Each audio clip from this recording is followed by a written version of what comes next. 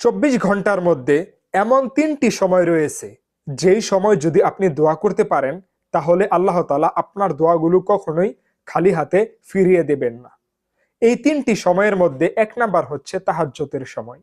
হ্যাঁ, শেষ রাতের সময়। আপনিও যদি শেষ রাতে ঘুম থেকে উঠে মাত্র 2 রাকাত সালাত আদায় করে আপনি আল্লাহর কাছে দোয়া করতে পারেন, তাহলে আল্লাহ তাআলা আপনার দোয়াগুলো কখনোই খালি হাতে তিনি ফিরিয়ে দেবেন না। দ্বিতীয় নাম্বার হচ্ছে আজানের সময়।